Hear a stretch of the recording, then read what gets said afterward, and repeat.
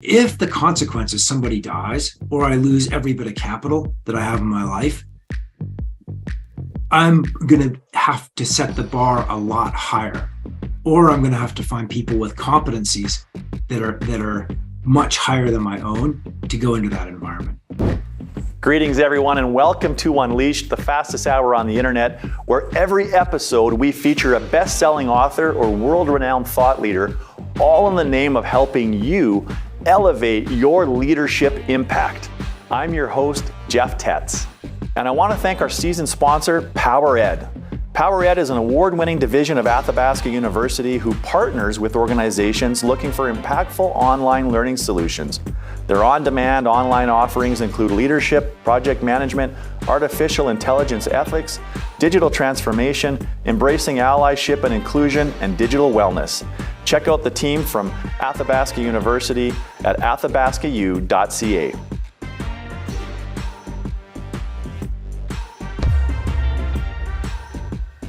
Well, today we have got a real treat. I'm going to be joined by Will Gadd, who is one of the top adventure sport athletes in the entire world, and he lives right in Canmore, Alberta, and he's been at it for more than 30 years. He's safely led numerous large TV and research expeditions into highly dangerous and rewarding environments. He's climbed Niagara Falls. In fact, he was the first person to do that, a frozen Niagara Falls. He's taught kids, doctors, oil sand workers, how to positively manage risk with direct, entertaining, and effective tools he's learned through a lifetime of living on the edge, literally. He teaches people how to apply tools to safely build teams and resiliency, how to succeed in low-knowledge environments, and do what experts say was impossible. He has presented to more than 200 groups ranging from ExxonMobil to incarcerated youth groups. Most recently, he and his teams have found new life forms in glacial caves for a Discovery TV show, and he helped a planetary scientist sample the world's oldest rocks in Canada's Arctic. It's my pleasure today to welcome Will Gadd. Will, it's such a pleasure to welcome you to Unleashed. Great to be here. Thanks for having me, Jeff. Appreciate it. So tell us, where are you in the world today? Today I'm in Canmore, Alberta, which is my home, and I'm in my home office here, and I just got back from a shoot, so I'm a little bit scrambled. I was shooting this morning with Arc'teryx in Grotto Canyon, and we're a bunch of new prototypes and things like that we're checking out, and ice climbing and shooting all of that, and then straight into this conversation with you. So I'm still in my ice climbing clothes and good to go. Wow, that's awesome. And it makes it even more authentic. I wouldn't have it any other way. That's kind of how I was envisioning you coming into this conversation no matter what. And I think you said there was 25 centimeters of brand new snow. So does the snowfall that came in the last 24 hours, does that help the shoot or hurt the shoot? Changed it. You have to adapt. That's the first rule of life, is to adapt. And what we wanted to do today didn't work. We wanted to go into a different area, but it was minus 20 and windy. And with that much snow, it would have taken us all day to get in there, and then we wouldn't have gotten our shoot done. But where we went, the snow made it look really great, made it look better than it normally looks. So it all worked out. So again, just standard process. Everything goes wrong, and then you make something great out of it. Totally. Well, and that is one of the things of many that I am so excited to talk to you about today. And people that tune into this podcast are typically business leaders of mid-sized companies all around the world. And so they might be sitting there thinking, well, what does an adventure athlete, a world-class adventure athlete and risk taker, death defier, have to do with business? And there is so much as they are going to be privy to here. And you and I had a chance to first meet in a coffee shop a handful of months ago, and I just couldn't believe some of the stories that you told and how applicable they were to everyday life, never mind the business community. And so adapting to the environment is just one of those things I want to talk to you about. But I thought where I might take you, it's kind of like a Barbara Walters special, if you'll humor me, is to go back early in your life, because one of the notes I took that really stood out for me was you were kind of a little bit of a rebel or a delinquent right from early days. And you told me that your grandfather shipped you off to boarding school, and I couldn't help but ask you, how do you think that experience shifted or shaped who you became? Yeah, well, starting with the idea of what I needed was stimulation. A lot of us are in the business world. It's the same. We're trying to do new things, and that's what we thrive on is doing new things and coming up with interesting ideas and executing them. Just as a teenager in Jasper, Alberta, which is a very small town, there weren't a lot of options. And so there's positive stimulating things and there's negative stimulating things. And unfortunately, with the lack of positive stimulation, I started doing things that got the attention of the local police. And I was just bored, basically. And fortunately, my grandfather saw this and was like, hey, you need to go to a school that will actually challenge you a little bit. And he really wisely allowed me to go to this place called the White Mountain School in New Hampshire, which was about as far from my small town as you could ever get. A lot of the kids there, they're from very different worlds. I didn't grow up with much wealth or just didn't grow up that way. And all of a sudden I'm at this school where, there's private jets and things, it's a different world. And I'm the kid from Canmore, Alberta. And it was a bit of a shock, but what it did do is fire me up. It was like, hey, this is actually difficult and results matter in school. In my town, they really didn't. Not that many people were going to go to university or go on in life. And there's nothing wrong with that at all. But for me, it was a really good challenge. And so I rose to it and it worked out. I'm very grateful to my grandfather, and probably all of us have that one or two mentors in life where people are like, yeah, without that person, I'd be in a very different world. And that's for sure what my grandfather did.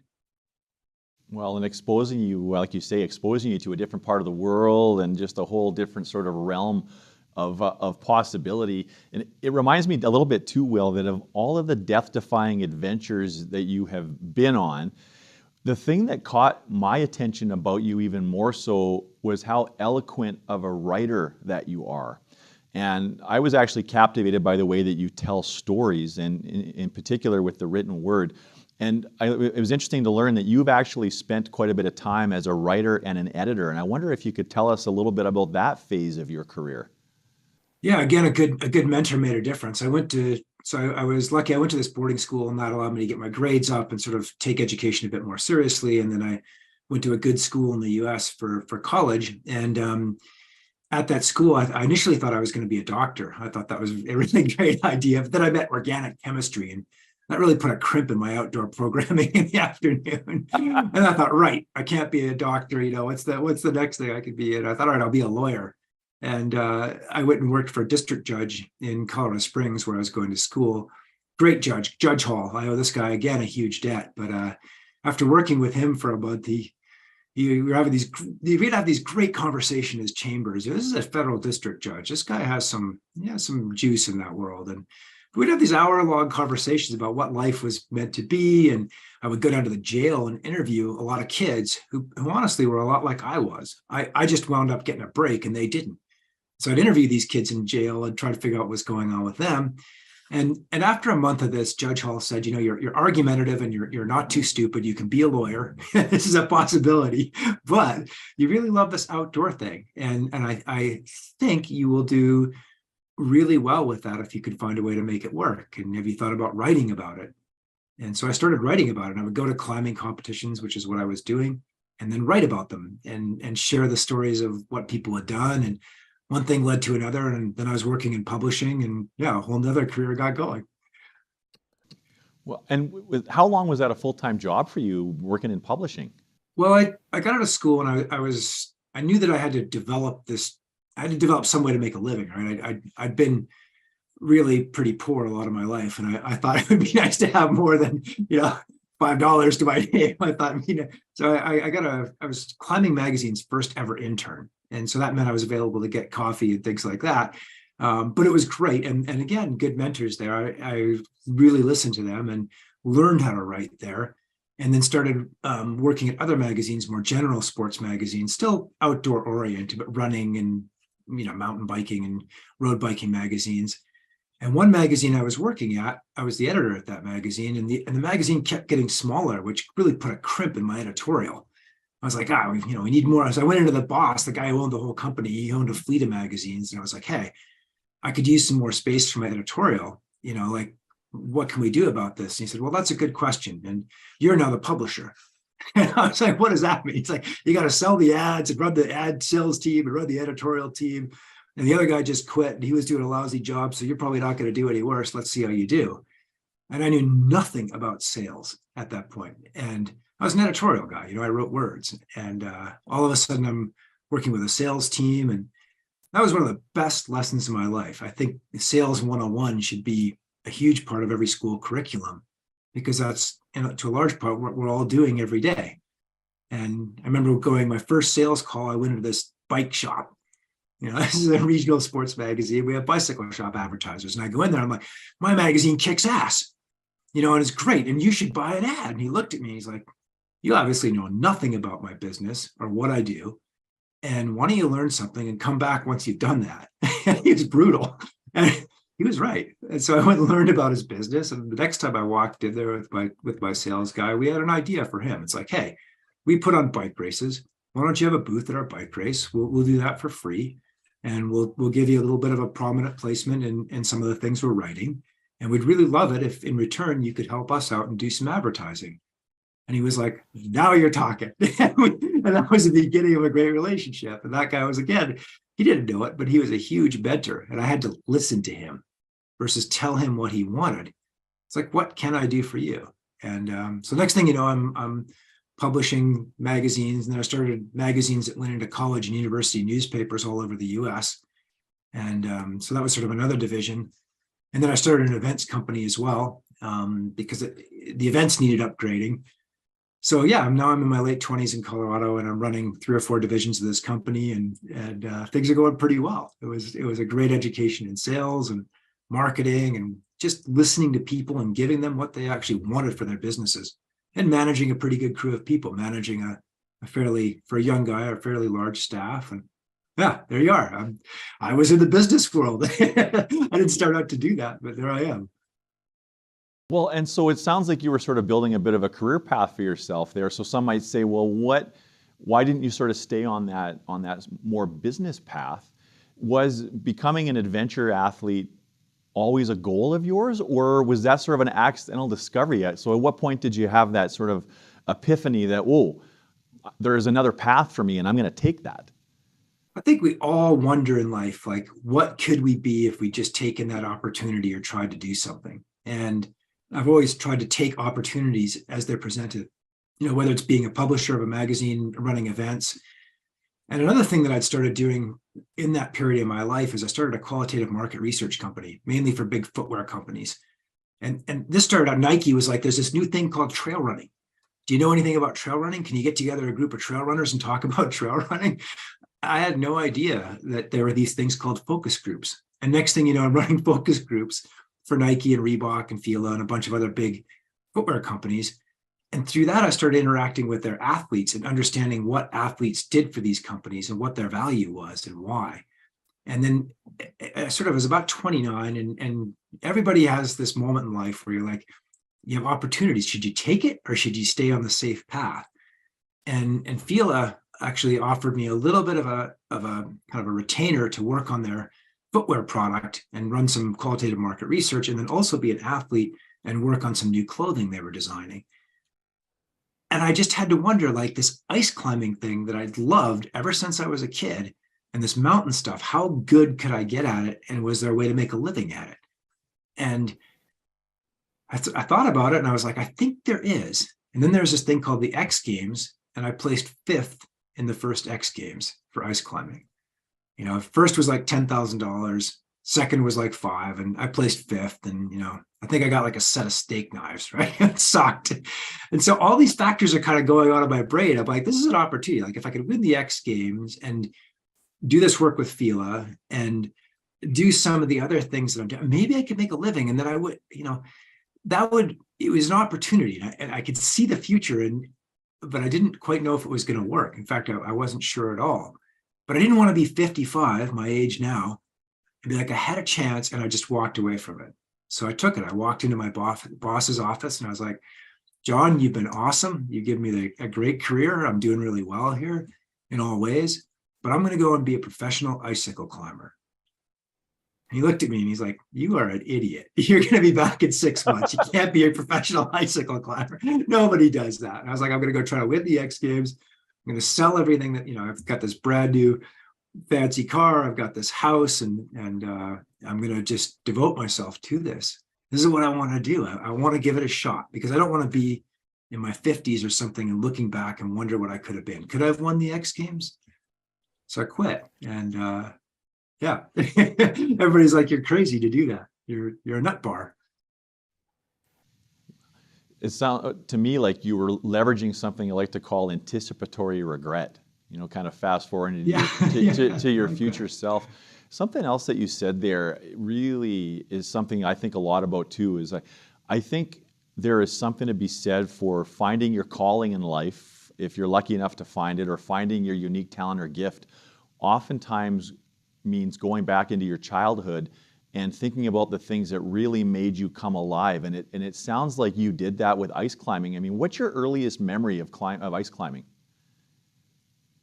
In the backyard of my house, an ice climbing wall, because my dad had gotten into ice climbing and he wouldn't take me ice climbing. He's like, that's too dangerous for kids. And that was a good call on his part, actually. So I built this wall in my backyard and iced it down with my mom's teapot. And this is in Canada where it's really cold in the winter, right? So iced this wall down and I'm climbing the thing.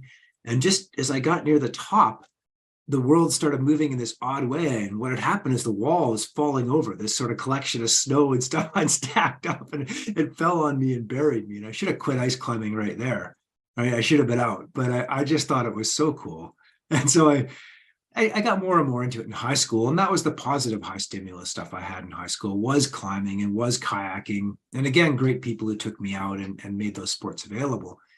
But that wasn't a career. You couldn't be a professional outdoor sports athlete, right? You give your choices are doctor, lawyer, or I tried both of those and they didn't work out. And now I was writing about them and covering them. But then again, when I left that job in Boulder, everybody said you're crazy. That company was sold 6 months later, and everybody's calling me up, going, "What are you doing now?" And I was like, "I haven't really figured it out, but I'm writing a lot again, and I'm willing to like paint houses," which I did. Going from a pretty high stress, real professional job, I was like painting houses. But that year I won the X Games and I won 2 events. And so like $20,000, when you're living in your van and you win $20,000, you're pretty much set for like at least the next couple of years, which at that age was as long as I was willing to think anyhow. So yeah, and it was off to the races after that. I became the world's first professional icicle climber. And Will, what was that experience like for you? So you're living in that van, you're winning the X Games. Like, did you worry about what was going to happen next? Were you stressed out, or was it just like, did you feel like you were just completely alive? Well, I felt completely like when you execute something cool, that's like for me one of the best things in life. You have an idea and then you figure out how to do it, and there's a lot of opposition. You battle through it, and most of the opposition, at least that I see, is from the individual person, whether it's me or somebody else. Like I thought you couldn't do that. You had to have this sort of career of some kind, and it had to be in a certain way. And I still think that, and I'm still pretty driven, but it's overcoming that internal opposition to taking that risk. It would have been a lot safer. I had a great job. I'd continued to run magazines, develop companies. That would have been a lot safer. But winning the X Games is pretty damn cool. That's an experience. And then going and doing the filming and the other projects I've been able to do since then, that was the upside of that risk. But I had to take a big risk, and very few people thought it would work, including me. I was like, but I was willing to try. And the older I get, the more I appreciate those moments in my life and then other people's that I'm now mentoring, where they just try. Like that spark and keeping it burning is just everything. Well, and it's interesting even too that the safe bet, if you would have stayed in your day job, that wasn't even a safe bet. That in some ways might have even been riskier with the business being sold 6 months later, unbeknownst to you. So you would have been living life maybe on somebody else's terms or playing it safe, and the safe bet wasn't, as it turned out, the safe bet anyways. Will, I saw a quote that reminded me of you last week, and it was from James Clear, and it basically said that if you want to be in the top 1%, you cannot follow 99% of people. And I wondered, what are some of the things that you have done in a unique fashion to attain the level of notoriety that you have? But I've never sought out to gain notoriety, either locally or internationally. And the reality here is, like, if I'm in my local town, people recognize me. And we had a really nice interaction with the owner of the restaurant. It's like coming over, this is real. It's a nice thing, but I can still walk through airports most of the time, and I'm going to be okay. But I never really wanted notoriety. Notoriety has been a byproduct of this, and I've done some interesting things. Climbing Niagara Falls kind of puts you on the international stage, but notoriety is a byproduct. That's not the goal. The goal is to do the coolest things I can think of doing with the best people in the most interesting places and survive. Like, to execute cool ideas. Same thing I did with every business project I've started. I also started an ice and mixed climbing app, which tells people where to go and has GPS traces, and that's done really well. But it's the same process. Like, it's a risk to start that. The safe thing is to do nothing. But if you do the safe thing, then you get nothing. And it's actually way more dangerous. So a lot of the work that I do with companies now is encouraging them to take risks. Because right now in many corporate environments, you don't want to stick your head up. You don't want to take a risk. Because if it goes wrong, you're going to get beheaded. And people are terrified. But it's the people that, as you mentioned, that 1% that will take the risks that actually really change things. So I think oddly we've become so risk averse that the downside is becoming ever larger. We've got to keep taking those risks, even though they're uncomfortable. Nothing I do is comfortable. I'm not like, I'm going to go hang on an icicle. This is going to be easier. I'm going to start a new business. It's like, this is going to be interesting. And the result is worth that risk. Well, and when you say the safe bet, when I think about a business analogy, I think about status quo. And there is a certain point, I think, in most people's lives and in most corporate life cycles where instead of innovation and creativity and risk-taking, it just becomes an act of preserving what we have. And we know that every day, there's tons of research on this. And if we're just focused on preserving what we have, it's sort of a slow death of 1,000 cuts that's slowly going to whittle away to nothing, I think, for most of us. So it occurs to me that if we're going to embrace this courageous mindset, this risk-taking mindset of ingenuity, of creativity and innovation that's going to keep us fresh and relevant in the marketplace, we have to be able to find a way to be comfortable in that risk. What are some ways that maybe you have done yourself, or some ways that you teach groups on embracing uncertainty or embracing that discomfort of taking risks more often? I could. What you just said is interesting at about 5 different levels. So I love that, and I would come back on about 5 different parts of that.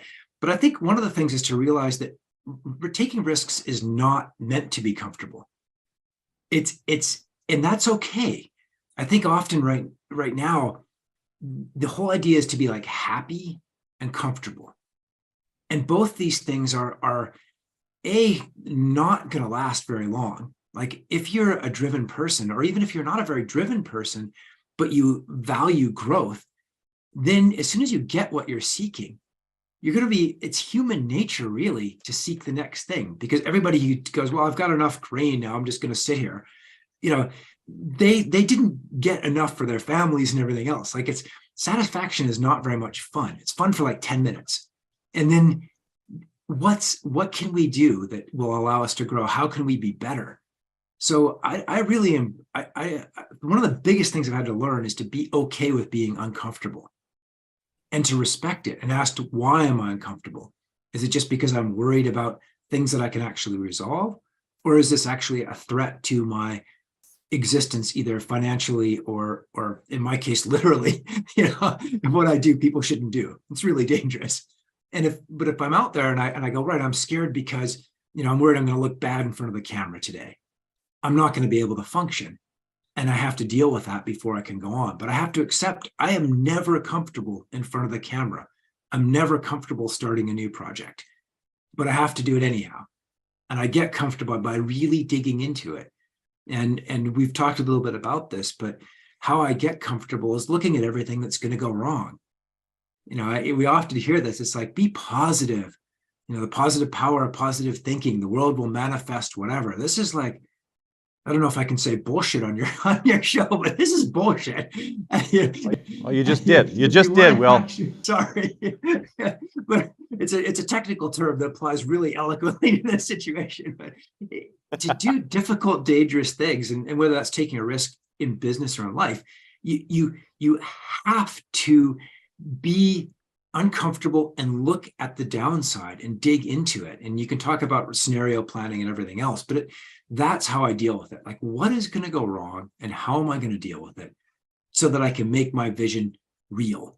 If I'm just thinking happy thoughts, like, I'll get a new ABC or whatever, that's not it. How do I make things happen and what's going to take me out?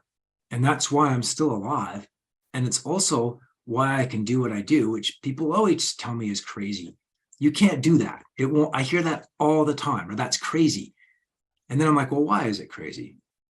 And then I go and do things that a lot of people say can't be done because I've looked at all the downsides, I've thought them through, and I use that fear and discomfort to do that.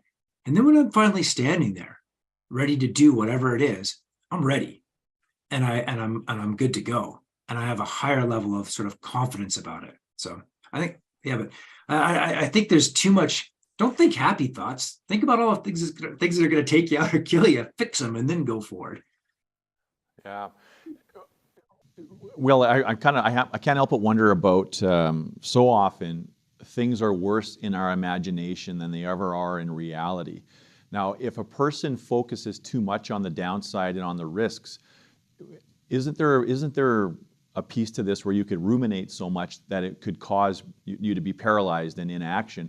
So how does a person use sort of the risk identification as a motivator versus a paralyzer, if that makes some sense?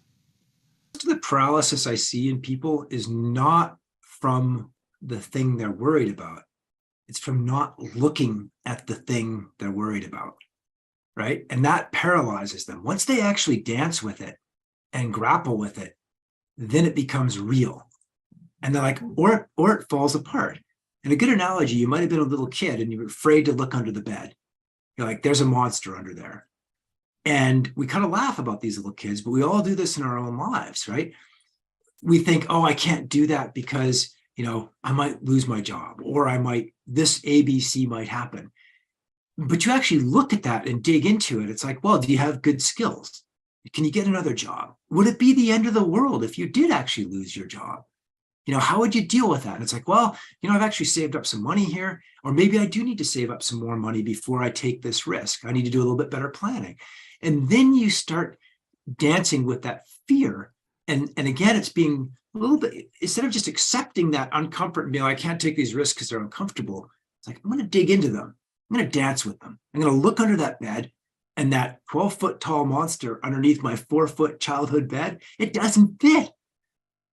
And you kick its ass just by looking at it. And I think, but that takes looking under the bed. And that's where most people get stopped, is they don't look under the bed. They just let the monster get bigger and bigger and bigger, and then they can't do anything.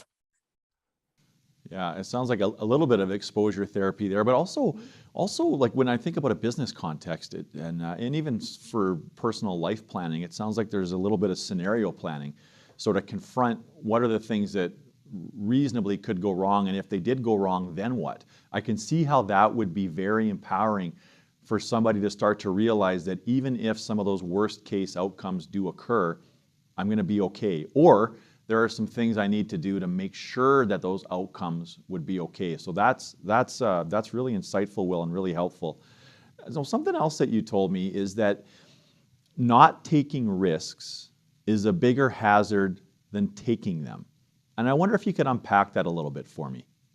Yeah, it depends what level you're operating at. And again, I assume that many of the people that are tuned into you, they're people that want to do cool things, right? That's the goal of life. What's the coolest thing you can do and how do you make it happen, right? That's what we're all trying to figure out here. And if you don't take these risks, then the cool things don't happen. You don't start that company. You don't go out and you don't call that, person up for a date. That's like, the best things in my life are like my kids and my relationships with other people. And those were all risks, right? We took them and we got great things as a result.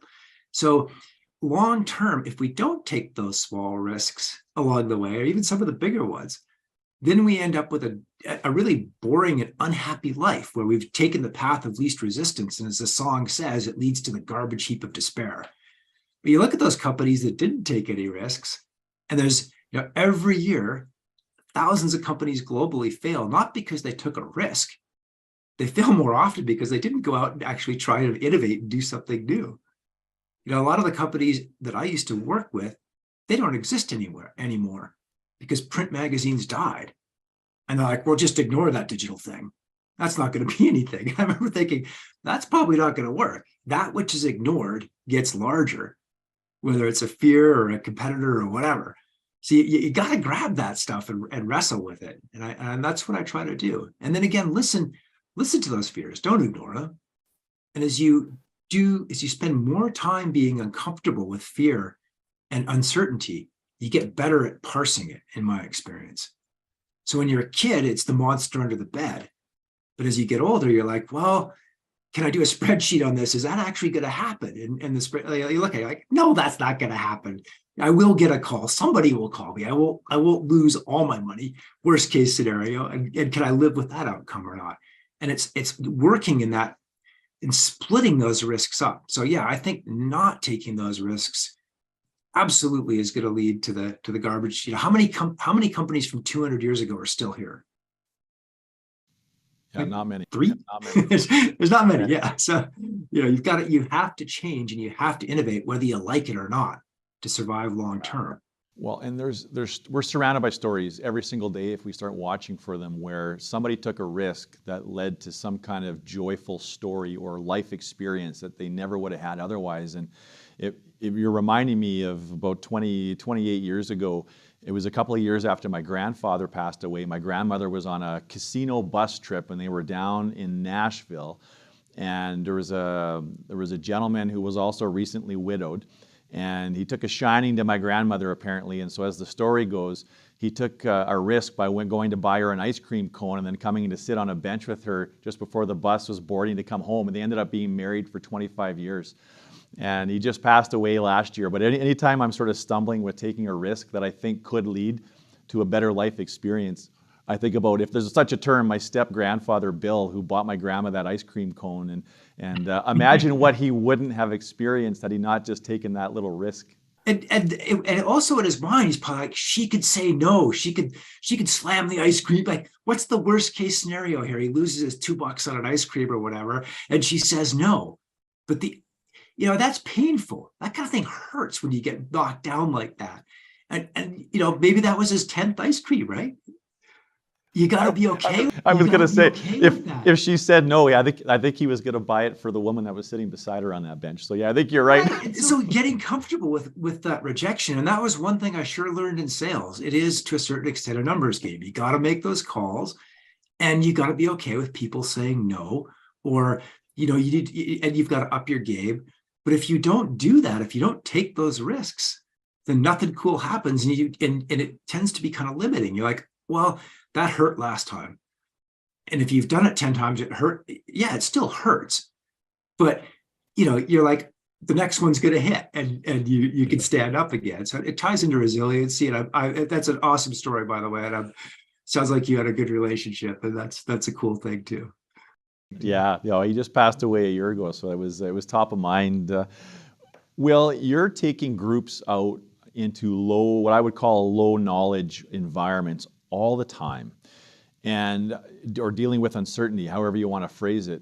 What are some things that you have learned over the years work really well when taking a group into a low knowledge environment to make sure that you come out safely? Because I think there's a very powerful takeaway, at least here, for teams and organizations that might be tuning in. I mean, there's a lot of ways to deal with those low knowledge environments, and they loop back to a few key ideas for me. The first of all is to be humble enough to say, you know what, I don't know what I'm doing here. That's the first thing, is to go, this is not my area of competency. If somebody calls me up and says, hey, I want to climb a frozen waterfall and you're going to guide me, that's what I do. But if they're like, hey, I want to go and do a TV commercial on icebergs, I know a lot about ice, but I don't know very much about the ocean. And I need to be humble enough to say, you know what, I don't know a lot about that, but I can gather the resources together to go into that environment. And if I were just all positive power, positive thinking, I'd be like, yeah, dude, no problem. We'll work this out. So the first thing is to be humble, and to know yourself in the Shakespearean quote well enough to recognize that, and to not just run on bravado, to be like, all right, we're going to have to actually figure this out, and then go slowly. If it's an area that I'm an expert in and I've spent a lot of time developing, skill in, then I can move a little bit faster. But when I'm almost all the places I go into, I don't know what's going to happen there. I don't know what the hazards are going to be. So I have to slow down. I have to do good research. I have to do really good planning. I have to think about all the possibilities. And then I have to call people up if it's a glaciology project and find out the best possible information. But huge amounts of information gathering and humility. And this can get intellectual really fast. But if there's an outcome that I want to take, 50 people into the Arctic and make a film in the Arctic. It's a place I've never been. The intellectual model I use for that is internal understanding times external understanding equals outcome. So how well do I know myself? How accurate is that knowledge about what I can do, what I can't do, where I'm good, where I'm not? And then the environment that I'm going into, everything from the people that I'm going to take, how well do I know their competencies? How well do they know them? Who am I going to take? I don't know anything about Baffin Island. Polar bears, I know they have a front and a back end, but beyond that, I'm not a polar bear expert. I'm going to need somebody with polar bear expertise to operate in that environment. And again, I'm trying to make it, I'm trying to improve my external understanding continually and improve my internal understanding. And if one of those is a 0 and the other one is a 10, it's still a 0. And where I want to be in that equation of internal times external is like in the 90s. And I'll actually do this numerically. I'll be like, if, I really understand this environment and I understand myself in that environment, and I've got the skills and competencies to operate there, that's like an 8 or a 9. And then if I'm going someplace and I don't understand it, or I'm, going to gamble $1 million of somebody else's money, which I'm sure in your world sometimes isn't that much, but in mine, that's still a lot of money. It's like, I don't want to lose that. And I'm only a 2 or a 3 in there. I need to get that to like an 8 or a 9 before I'll go into there. And I'm not just hoping for the best. I'm going to sit down and think lots of negative thoughts, and I'm going to gather expertise.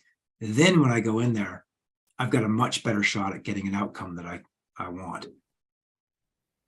I love the formula, but it still seems a little subjective. So how do you know with confidence that you've gotten it to the threshold where you're ready to go? Depends on the project and again on the consequences. One thing I've learned in life is that I'm much better at judging consequences than probability.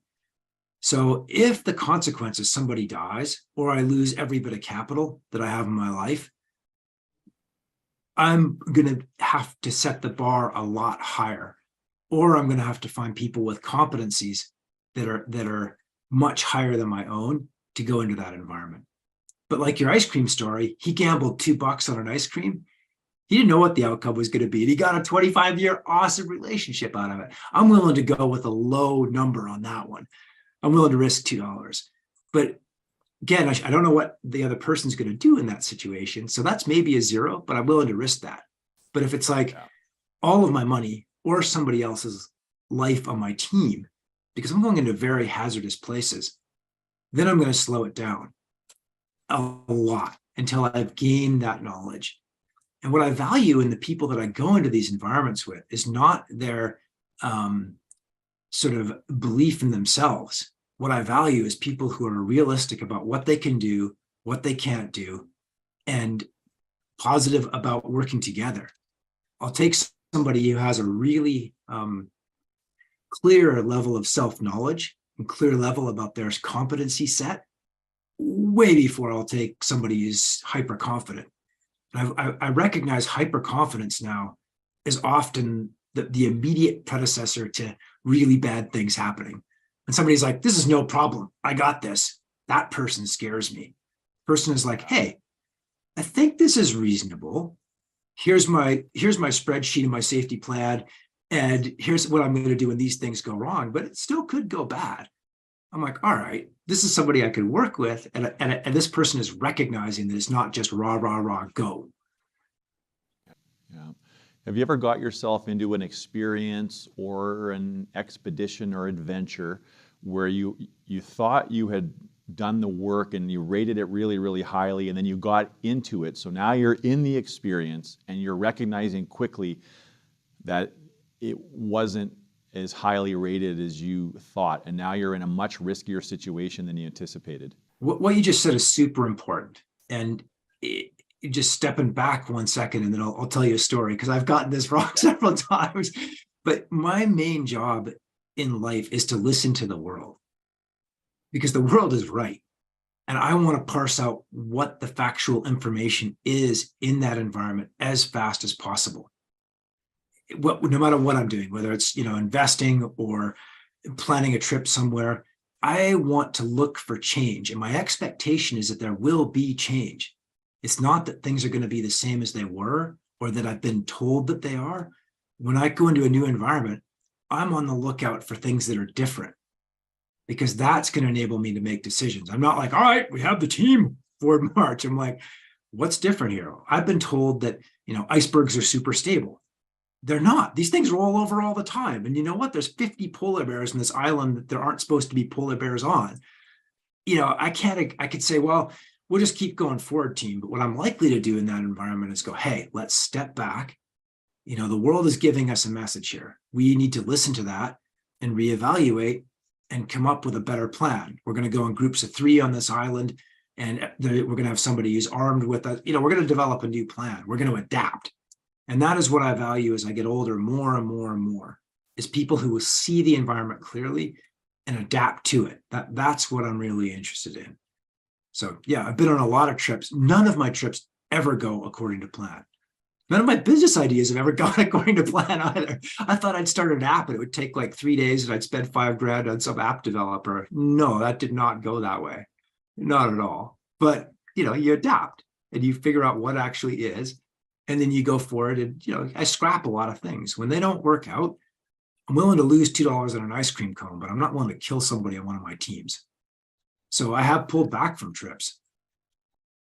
Yeah, it's making me think a little bit about the black swan theory. And then we do all of this, we do all this contingency planning and risk mitigation planning. But the problem with that is you can't see the unforeseeable. And I wonder, Will, in your experiences, how does a person get a little bit better at recognizing the unknown unknowns? Yeah, I love that Donald Rumsfeld quote. When I first heard that, I thought, there's the things we know we don't know, the things we know we don't know, and then there's the things we don't know that we don't know. And I was like, Donald Rumsfeld, that made no sense. And again, the older I get, the more I'm like, that's brilliant. So it is the unknown unknowns. But you can either have the attitude when you go into a situation that you do know a great deal about it and you're an expert, and so it's all going to be fine.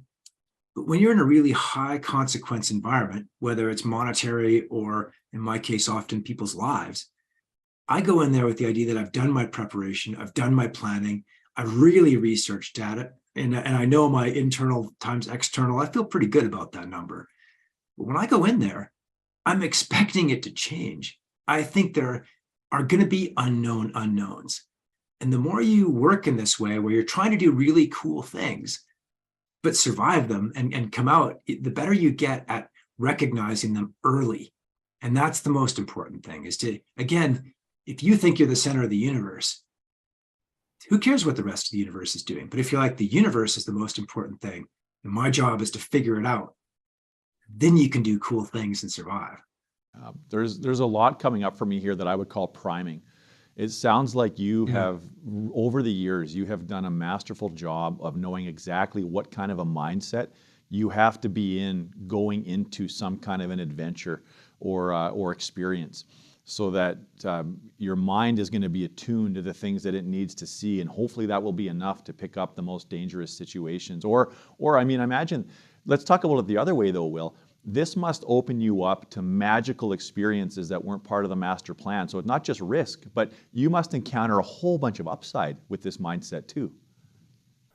well, you see things and you're like, wouldn't it be cool if? One thing you just said, though, I think is really important. And we just talked about me, but I'm going in there all the time in whatever I'm doing, whether it's a business thing or a trip of mine, I'm going in there with a team. And I'm often not that good at seeing the unknown coming. But what I try to do is set up the environment in my teams so that anybody on that team feels really good about saying, hey, Will, have you thought about this? And often I haven't. So I start every safety briefing or every, film trip planning project by saying, hey, I want to know if something looks off to you. I really want to know about it. I don't care if you're here to make sandwiches. If something's weird, please bring it up. And this has saved my life literally a couple of times. When I climbed Niagara Falls, we had the safety meeting. There's 200 people there. And I was like, hey, these are the things I'm worried about. If something looks weird to you, please speak up. And, there's everybody there from really hard ass New York State cops, it's just to squirrels, ADD film people that I'm managing as well. But I want them all to know that we're lifeguarding each other in this environment. This is really important. And if anything seems odd in any of those environments, let's speak up. So I'm climbing up and down Niagara Falls, and this voice comes over the radio. It's like, hey, is there supposed to be a big hank of rope hanging below you? Well, no, there's not. And then one of those New York State cops saw that and brought it up. So it's not just the leader that needs to be tuned into things. It's everybody on the team. And then you get a much bigger web. And to your point about the positive, the same thing happens. I get emails all the time from people like, hey, we have this thing here in our country. And are you interested in maybe coming and doing something with it? And I'm like, I sure am. Or I read about something like, it was something completely weird. One of my last trips, I read an article in the Globe and Mail about this really interesting person who wanted to do geologic research in the middle of a cliff and nobody would go there. And I was like, that sounds interesting. I will go there and do that with you. So yeah, being attuned to things being both different and possibly really interesting. And going and seizing those opportunities as well. Yeah, and Will, you just touched on something that was the primary reason that I first became just totally enamored and curious about your work and who you are as a human being. And it's the concept of psychological safety. And this is something that's paramount for anybody that's part of a team, because it's one of the most predictive indicators of a high-performing, successful team. We've had Amy Edmondson on the program before from Harvard, who's the certified expert in psychological safety. And there was a quote that I actually use of yours in a lot of presentations that I give, which is basically, hey, I've been doing this for a long time, but you will see things that I do not see, and you must speak up, because if you don't speak up, you're kind of putting the whole group in danger. And I know I'm paraphrasing it. It's a remarkable quote, and I want to dig into this a little bit on at least two different levels. Now, number one is it's really easy to say that message, even though lots of people don't. So once you deliver these messages and you kind of prime the group for what I would call psychological safety and speaking up, what do you do with those teams if you're not seeing or hearing what you need to that demonstrates that they're going to tell you something when they see it? As leaders, whether in business or whatever we're doing, we're the leader, right? We're the person who's supposed to know what's going on. And if we put off that aura, big or small, if somebody says something to us, now it can be inconsequential, wrong, annoying as hell, but how we need to deal with that is to look with the eye and say, hey, what are you thinking here? How does that work? Because the rest of the team is watching you. And bluntly, if you aren't open to that, they're going to figure that out really fast. People are good at figuring the bullshit detector will go off and they're like, that guy doesn't care about us. He doesn't, those were words. But if you're like, I'm not tracking what you were saying here, what are you thinking? And then you have a conversation about it. That's not necessarily just about that person. That's about the whole team watching you do that. And then if you're also up there and you're if your attitude, we've all worked for people who are like, I have this under control. There will be no dissent. Hit your numbers and shut up. We've all worked for people like, I worked for somebody like that. Nobody wants to say anything. Even if it was a great opportunity, nobody would say anything because that guy's a dick. You're not going to do anything. So what I try to do in my environments, whether it's 5 people or 200, I want people to look at me and say, hey, that's somebody I can go and talk to. They will listen to me. And whether it's even if I'm totally wrong, they'll find my wrongness interesting. And I do. If somebody comes up and what they're saying is patently wrong, that's fine. We can have a quick conversation about it. And I'll be like, hey, thanks for bringing that up. And then it rolls forward. But yeah, if you put off that energy of, I know what I'm doing and don't tell me what I'm doing, then you're the Korean airline pilots with the hierarchical flight deck where the navigator knows that the plane is flying toward a mountain. And the pilot's like, I am the pilot, shut up. And the plane literally hit the mountain. This is Malcolm Gladwell in one of his books. I love that story because I don't want to be that pilot. I want to be the pilot that says to the navigator, and why do you think there's a mountain in LA? And the navigator says, well, I've got it on my chart and I could see it on the radar. I'll be like, thank you very much. You are the man of the day. I totally appreciate it. And yeah, I want him to help me change the course every day. Well, and you've just given any leader that's tuning into this conversation some very powerful and practical advice. And I don't think it's occurred to me as much as you just drove it home, this point. It's not just about how we respond directly to that one person, but in great cultures, or any culture for that matter, it's shaped by the signals that we are sending to each other every single day. And so when somebody is just observing how we respond, there is a signal for what you really believe as a leader. And so that's really important to drive that message home. Now, the other part of this then, Will, do you think you're naturally wired to receive feedback that way, or have you had to work on yourself to get where you're at? I've had to work on myself a lot, and I'm still working on myself, and I still blow it all the time. And what I've learned is that when I do that, I just need to own it and say, hey, that didn't work out the way I thought it was. I made a mistake there. And this is what I've learned from it. I'm going to go forward.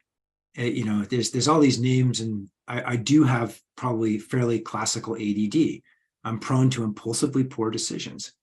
So one of the tools that I use in my safety meeting is I'll stand up there and say, hey, I'm fully ADD. I'm a squirrel, and I'm working with all of you, and I'm going to screw this up.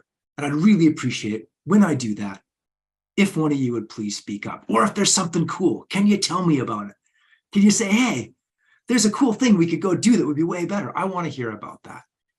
But yeah, you got to own it. And you do have to help people to see you as not this castle over on the side, but it's like you're part of the ship. And one of the things I learned that early in my career in business, when I was running magazines and research groups, I would show up in the office, and if there's one of my salespeople that was having a hard time, I'd be like, let's hit a call together. Let's go out and do that. And by doing that, they would also say, hey, we've got this opportunity. And they know that I have them. And, I think that's just really important on any team, is that as the leader, you get in there and do whatever is required, because then everybody else on your team will do the same thing. If we're at the airport and I've got a new film crew, I've never worked with these guys together, right? I got 6 guys from England I've never met, and they got a bunch of Pelican cases. We do our introductions, and I make damn sure the first thing I do is pick up those Pelican cases and march them out the door. You have to do that, because they see that and they're like, oh, he's not a stuck-up pain in the ass presenter. He's going to work for us, and we're going to work for him. And I want, if I see somebody on my team that's not doing that, I'm like, hey, we could use a hand right now. And if they're like, well, that's not my job, I'm not going to take them apart publicly, but we're going to have a conversation later and say, hey, it's not my job to carry your shit, but I'm going to do it. And if you can help the rest of the team, it's going to move us all forward. And the goal here is to do the best job we can. And so can we get on that program? I'm not going to do it publicly. That's a rule. Very rarely does it serve anybody well to take them apart publicly. That whole concept of leading by example, Will. No, I can see the power of that. Having that crucial conversation in private and leading by example. There's a couple other things that you're doing in there. I think at least a couple of other things, and it sounds like you're doing a wonderful job of stage setting, and then you're also showing up as a fallible leader. And I think that's what we've learned in recent years is the type of leaders that people admire the most are fallible. They're not the ones that have all the answers. They're confident, they have a plan, but there's a lot of humility in there. What is the motivator for you to show up that way? Because there must be something that's pulling you towards, hey, I want to be humble, I want to be real, I want to show up as a person that makes mistakes despite all my credentials and past experiences. What are some of those things that compel you to show up that way? I think that's a good question. You've obviously asked questions like this a lot. I think that's great. I love that question because there's two answers to that. First of all, I hate losing. Losing sucks. And if I show up as an autocratic ass, I'm going to lose. That's guaranteed, right? For sure. That's not going to bring out the best of me. It's not going to bring out the best of my team. We're going to go into environments in Thailand. I'm going to make cultural errors, and nobody's going to tell me that because I'm that guy who doesn't want to know anything, and we're going to get a poor result. So some of it is long-term, like it's actual results driven. I really, really want to understand every situation I'm in, and I want to function as well as I can. And if I'm being, an autocratic ass, it's not going to go well. So some of it is not just peace and love and kumbaya. It's about results. I've learned that when I am a human and operate well with other humans, we get better things done together. And that's so cool. I love that. So some of it's straight up results. It works better. But the other thing is also it feels better. If I'm up there and I'm like, I never make mistakes, and then I make a mistake, it's like the emperor with no clothes, and the little kid is like, you're not wearing any clothes, dude. I want people to say before I go out the door, do you want to put some clothes on today?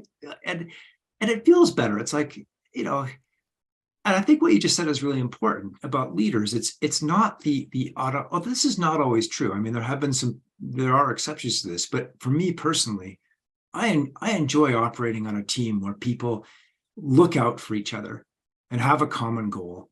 And then we're more resilient. We're getting beat down and things aren't going our way. And we can circle up and talk about it and be like, all right, you're going to try this. I'm going to try this. And yeah, it was my call that got us here.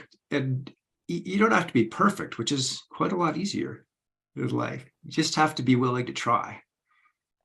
Yeah, and I think that's poignant, because you could sit back and say, okay, he shows up, he's very vulnerable, he's humble, he creates these safe environments.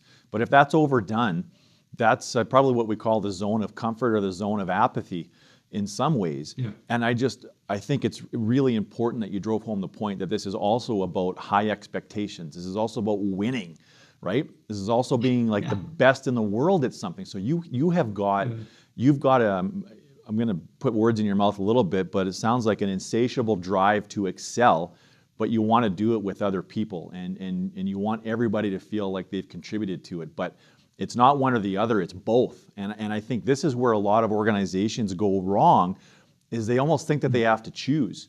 And that is not at all the message here. You can win, and you can have very psychologically safe and inclusive environments. And I think that's good news for everybody. Yeah, and realizing it's an actual benefit. Like, I'm not interested in safe and psychologically comfortable environments because everybody feels better. I'm interested in them because they get better results. Like, I don't want everybody to feel happy and comfortable just because it feels nice to be happy and comfortable. It's like, I want us to like do well. We're doing high consequence, intense things here, whether it's whatever we're doing. So I want it to go well. I think one other thing, just to riff on what you said for a second, I'm not really interested in like beating other people. That is sort of satisfying some of the time. But what I'm interested in more than that is being better. Like, I've won a lot of competitions in a lot of different sports. Okay. I'm trying not to brag, but I have done that. I have that record. And that's nice, but I never rolled into any of those competitions thinking I was going to beat anybody. I don't play psychological games at competitions. I am there to do the best I can. And the rest is details. I can't control other people's performance. I can't control their, I'm not gonna try and game them. It's like, I am there to do my best. And on that day, if it's good enough, that'll put me on top of the podium. But if I'm trying to like play games with people, that's not going to be the best for anybody. And if I'm trying to beat people just to beat them, that feels good a little bit. But long term, you don't really get to be better. I'm not interested in winning a local competition. I want to be the best in the world that I can be. And that's a much deeper goal, I think, than just winning an individual thing. It's like, are you getting better? Because that is really cool. I think it's difficult long-term to achieve a state of lasting fulfillment if you're competing with other people, because somebody will always be better, younger, faster, stronger, more courageous, whatever it might be, have better access to resources. So I'm a big fan of the be better concept as well. And the only person I'm okay competing with in the long haul is myself. And I think if we can get to that place, we'd all be better for it. Now, I'm also imagining, I mean, I can appreciate how you lay out the risks in advance of going on some kind of adventure. And everybody that's in your group knows what they are, and so inevitably you get to that valley, or and then you climb up the cliffs, and you get to this place where they know they're going to be staring over this cliff, and they've got this fear of heights, and they freeze. How do you help people overcome fear in the moment? Yeah, I mean, there's lots of different types of fear. People often look at what I do, and I'm hanging thousands of feet off the ground. Like, you must have no fear. And no, I've got a lot of fear. I've got a lot of anxiety and stressed out. I don't like that. I did that the other day and I did not enjoy it, but I was like, okay, how do I make this work? And so again, if you try to tell people to overcome their fear, and I take special forces people out. These are like burly guys. They're, like 200 pounds. They're go, man. They are go. And they'll be on the side of a mountain and they'll freeze because it's terrifying. And they'll be like, I'm gonna, I can't move. And they're really humiliated because for them, that's like a major failure. And if I told them, soldier, get your shit together, move, they're just gonna hang on tighter. And what I've got to do is walk up to them and say, hey man, what's going on? And they'll be like, I'm terrified. And be like, all right, what are you terrified of? Well, I'm gonna fall down the mountain. I'm like, fair enough. If you didn't have a rope on, that'd be a pretty good reality. Can you lift one hand up? And the guy's like, no. I'll be like, all right, how about one finger? All right. And then they lift one finger up and I'm like, all right, I'm going to take the rope really tight now on you. And I want you just, if you can, just stand up a little bit. And they stand up a little bit and they're like, start to figure out they're in balance and the rope's tight and they're not going to die. But our fears aren't rational. They're not going to be often overcome with these like strictly rational arguments. What they're really doing is going, all right, this person's watching out for me. And they're showing me how this stuff works. And we're in this together. And next thing you know, they're climbing again. But if I yell at them or tell them that their fear is irrational, fear doesn't listen to that kind of stuff. Fear is like, to give a graphic gesture, fear is just going to laugh at you. It's not an intellectual thing. It's brainstem level. So again, you don't ignore it. You engage with it. And have them look under the bed a bit and just do what they can that's comfortable. And then pretty soon they're climbing. And I'm actually not worried. The person who scares me is not the person who freezes on the side of the cliff. That's pretty normal. Like, you should be scared. You're on the side of a cliff. It's scary. It's the person who's running around on the edge of the cliff and doesn't care. That person is a menace to me and to themselves and to the whole team. That person, I'm like, I very rarely had to do this. Usually I can work with people, but there are very, very rarely some people that I've just said, hey, this is, you're gonna kill me or kill somebody here, and let's have you do something that doesn't put you in these environments. But it's very rare. Most people can sort it out. And so, Will, that's an example of you coaching somebody through their fear, and I think that's got a lot of applications. You reminded me of a situation I got myself in last summer. I was alone on Heart Mountain, and I got a little bit out of my comfort zone and stuck on a bit of a rock wall. And looking back on it, it's I laugh, but I was scared and I was kind of paralyzed for a moment. And I wondered if there were some better strategies that I could have used myself. But if someone is alone or they have to sort of coach themselves through their fear, have you seen some things that maybe would be good to have in your toolkit? I think first is to observe that you are actually afraid. A lot of fear, the worst part of fear is denying it. The worst, whether it's alcoholism or whatever it is, if you just say, I don't have a problem. I'm just going to stay here paralyzed on the side of this mountain as perhaps you were on Hard Mountain, then it doesn't work out. But if you're like, all right, I got a problem here. My mind is totally overloading me. There's adrenaline all through my body. and you're like, okay, just observe that and be like, all right, this is what's going on, and I do this nightly sometimes. I can't sleep. Well, why can't I sleep? I'm worried about this project I pitched and I haven't heard back. And I break it all down and I'm like, okay, what parts of that do I have any control over? Is it going to help me to worry right now? Or am I just worrying about it because I haven't thought through what I'm going to do if it fails? Like, well, if the pitch doesn't come back, I'll make another one. And spending time with that situation, observing it. And then you also have to do this thing. It's a psychological sports psychology thing, but to permit it, be like, no shit, I'm actually scared. I am anxious. I'm not just going to keep ignoring that. And then you start working with it. And so then usually once you've done those things, you're like, okay, this is actually serious. I do need to, should I stay here and wait for a rescue? Because somebody will eventually call, the helicopter will come, or can I move one foot? Or are my feet actually pretty good? And you get bored. After a while, you get bored of being afraid, right? But if you're just like, I'm going to overcome this fear, I guarantee it's going to get worse. But if you're like, all right, I'm okay, and then you can act. So that cycle of, a very interesting guy named John Coleman that I've worked with a bit. He teaches this, but it's observe, permit, accept, and act.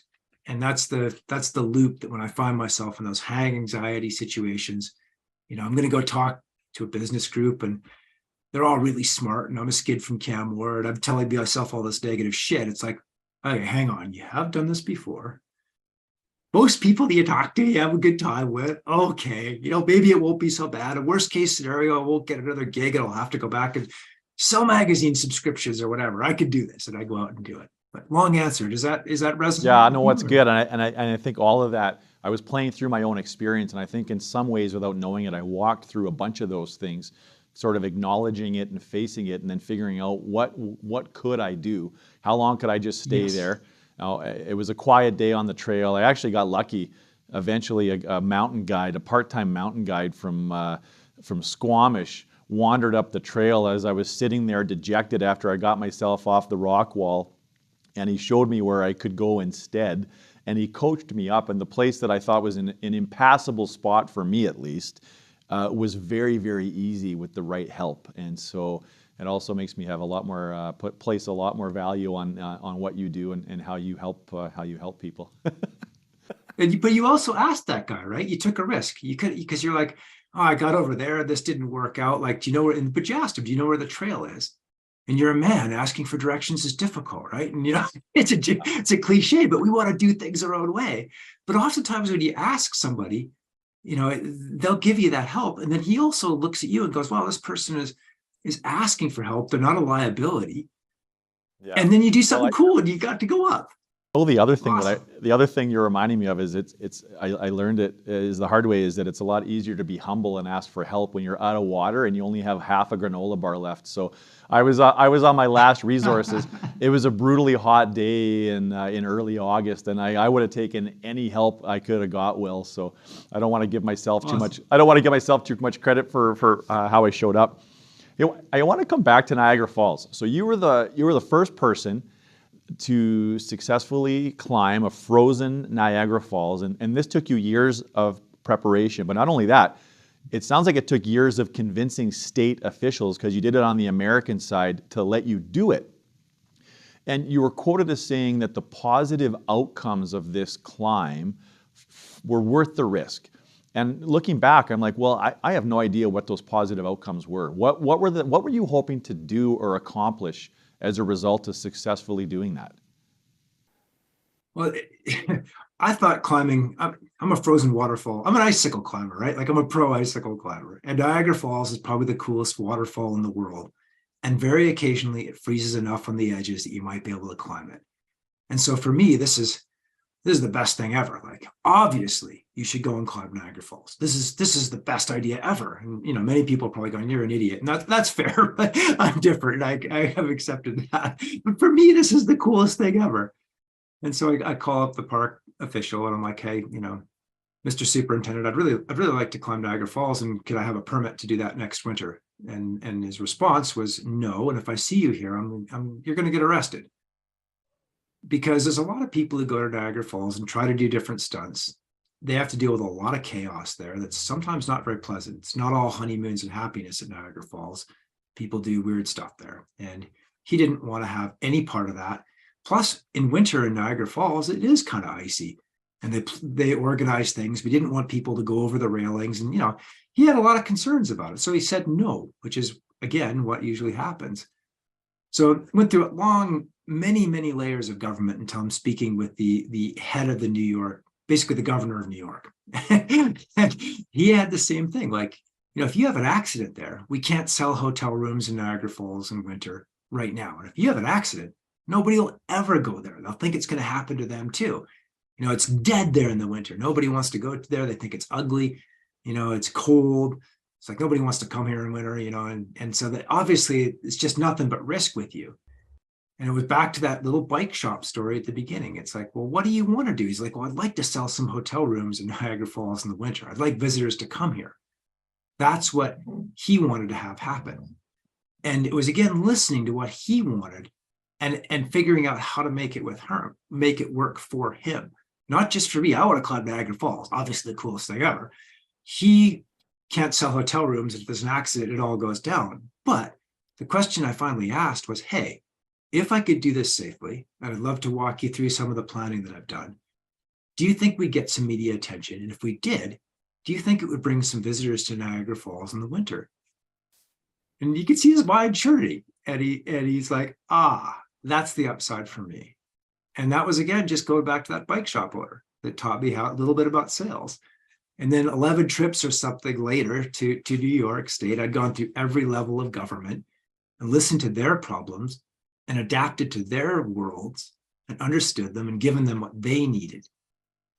And the odd thing is, a few years later, I got this call. It's like, hey, could you come back to Niagara Falls?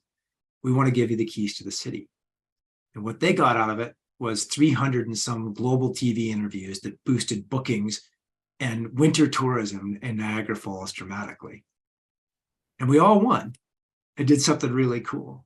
And that's, again, that's sales 101. But without that time walking into bike shops and learning what people wanted and giving it to them and building a relationship, it wouldn't have worked. Wow, that is that's a masterclass on building win-win relationships. I love how you tied that all together. So we talked about, you say like this. I was going to ask you earlier too, how has sales helped you in your life? And there you go. You just brought it all full circle, Will.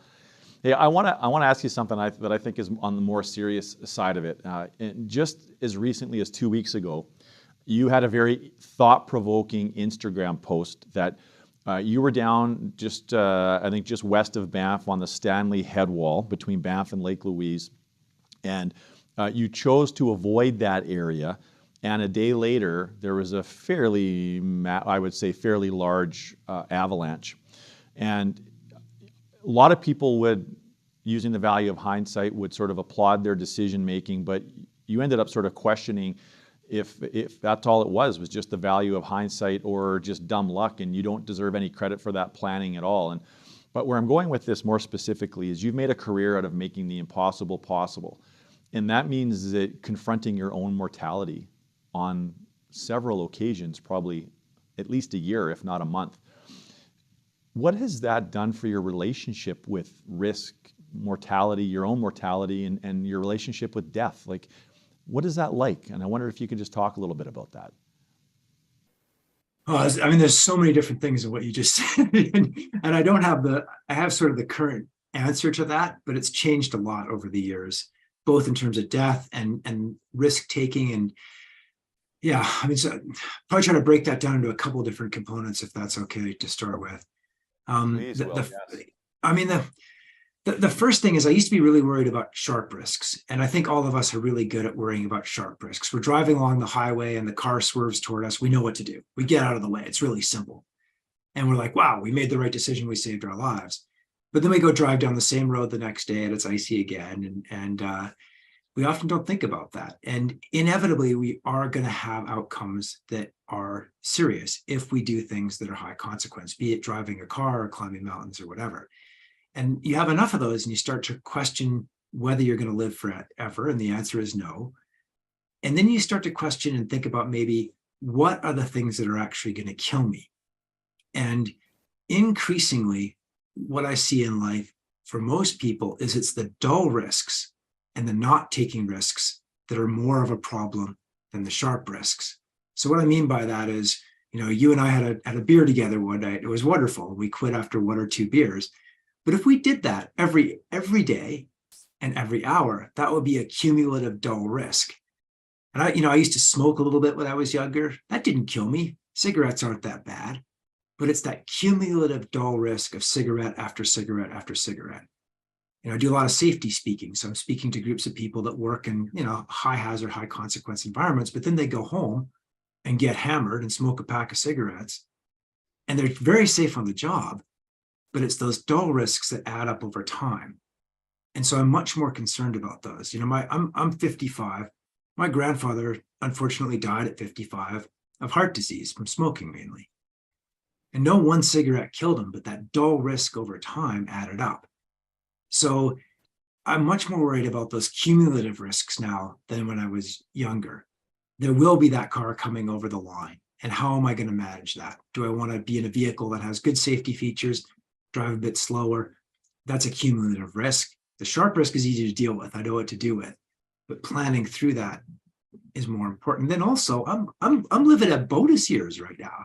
My grandfather was a great guy, but every day it's like, how do I also want to live? I could do nothing, and I've got some degree of financial security now, but I could do nothing. But that isn't very interesting. That's not much joyous. There's not much joy in life. That doesn't light me up. It doesn't blow my hair back. So I'm going to do something different. I'm actually working on a couple different business things right now, and I'm excited about those because that will keep me from going into that depressed, and I get really depressed if I don't have interesting things going on. And I literally get depressed. I'm like, I've done nothing meaningful and I will never do anything meaningful again. It's like, okay, let's take a risk here and get things going again, either business or whatever. So sharp risk versus dull risk, and making sure we're not falling into that dull risk trap that leads to the end of your business in a depressed state and you're not psyched to get up in the morning and go kick ass. That's part of it. And then also part of it is to maybe realize we don't have all that much control. We favor the outcomes we want. We work hard for them. But some of the people who watch this, they might really enjoy a book by Annie Duke called Thinking in Bets. She's a pro poker player. Have you read this book or looked at any of her stuff? Yeah, we've had her on the program twice. I love her. Really? I love her. She's so awesome. I've never met her. If I want to meet her, if you can hook me up with an intro, I'd love that. Anyhow, love her stuff. And we make these bets and we try to make things favor the outcomes we want, but sometimes it's not going to go our way. And if you really do accept that, then you realize that like a certain amount of slap down is important. It gets you to the places where you're winning. You got to if you're like 80% certain that a business idea will work and you're right, 20% of the time you're going to get your teeth kicked in, but you got to get back up and go forward. And so that's really important. I think as I've gotten older, I've realized that those beatdowns are somewhat inevitable, but I'm going to get back up and go after it. And then also life is uncertain. I could have gone into the Stanley Head Wall, like you mentioned that day, and gotten hit by an avalanche. And in hindsight, everybody be like, what was he thinking? Obviously, it was windy. But we do make errors. And I think that's part of our earlier conversations. I do expect myself and others to make errors. We're not perfect. And to recognize that and try to build cultures, I'm really trying to change my outdoor culture right now to be more comfortable with poor outcomes. And by doing that, get better outcomes, not expect perfection, not expect things to always be perfect. And that's why I put that post up. I have a little bit of a platform and I want people to go, wow, he looked at that and turned around the day before, but it wasn't a sure thing. He had to think about it. And I wondered about it. Did I do the right thing? And the next day I got the sign that I did the right thing in the form of that avalanche, but often you don't, but you still have to do the right thing. So a lot of answers to so many things in what you asked that I could go on forever about it, but I just love that you asked it. Thank you for reading that.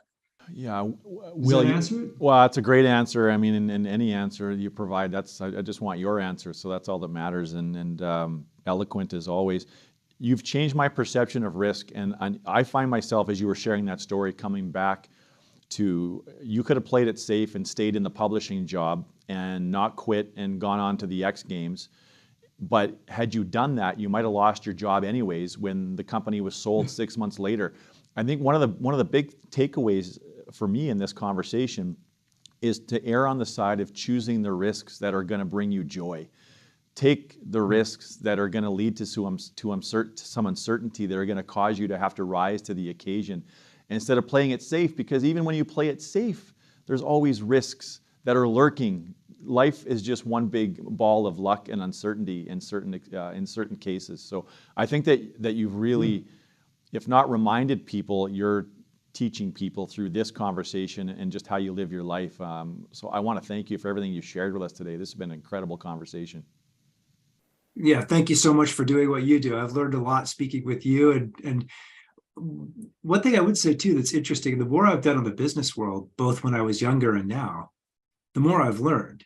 A lot of what I've done in my safety speaking world is learn about how those companies deal with safety. And I'm taking that back into the outdoor world.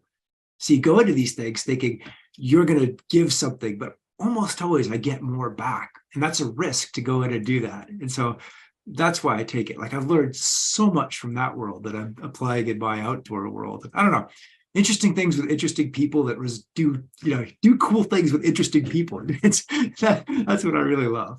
Well, Thank you. Well, thanks, Will. That's a life well lived, and I've admired you for a long time. It has been such a thrill for me to get a chance to spend some time with you over the last several months. So thank you for making that time and just being so gracious and so generous, not with your time, but just with your thoughts and your ideas and your insights. You're the real deal. You're as an authentic person as I've met. Where can people track you down, Will? Where can they find you on the interwebs?